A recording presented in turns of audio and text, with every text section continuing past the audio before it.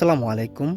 তো আমি এখন আছি সুনামগঞ্জে এবং আজকের ভ্রমণ গল্পে আমি আপনাদেরকে দেখানোর চেষ্টা করব সুনামগঞ্জের আসল সৌন্দর্য এবং সেই সাথে দেওয়ার চেষ্টা করব কোথায় আসলাম, কিভাবে ঘুরলাম এবং কতদিন থাকলাম। তো কথা না বলে শুরু করা যাক। সুনামগঞ্জ বাংলাদেশের উত্তরাঞ্চলের সিলেট বিভাগের প্রশাসনিক এবং বাণিজ্যিক অঞ্চল। ভ্রমণ পিপাসু মানুষের কাছে সুনামগঞ্জের তাহিরপুর উপজেলা সুপরিচিত একটা জায়গা। তো আমাদের গন্তব্য সুনামগঞ্জের তাহিরপুরে। আর আমরা কোথা থেকে কিভাবে গিয়েছি সবই বলবো এই ভিডিওতে।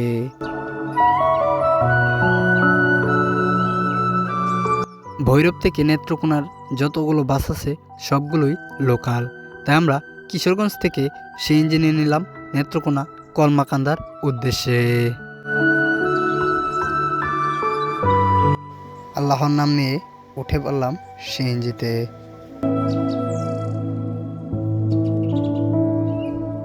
সিএনজি আমাদেরকে নিয়ে ছুটে চলল নেত্রকোনার উদ্দেশ্যে এবং রাস্তার দুই পাশে যে সবুজ শ্যামল প্রকৃতি, এটাও কিন্তু মনমুগ্ধকর ছিল।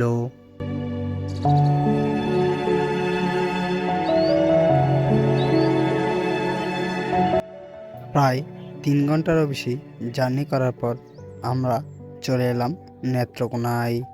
নেত্রকোনায় দাঁড়িয়ে আমরা দুপুরের খাবার খেয়ে নেব। আমরা দুপুরে খাবার খাইতেছি।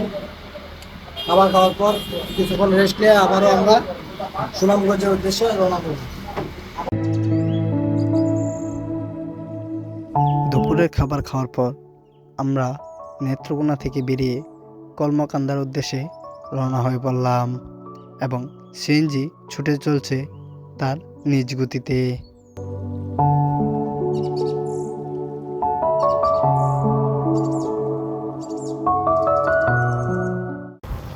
আমরা এখন আমাদের গন্তব্যে চলে যাইতেছি।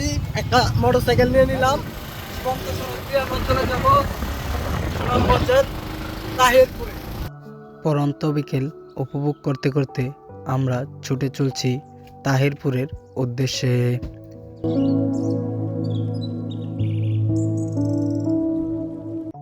সন্ধ্যা নেমে এলো, আমরা ছুটে চলছি আপন গতিতে এবং পাহাড়ের পাড় ঘেঁষা রাস্তা দিয়ে চলে যাচ্ছি আমাদের গন্তব্যে। আর কিছুক্ষণ যাত্রা শেষে আমরা আমাদের গন্তব্যে পৌঁছে যাব।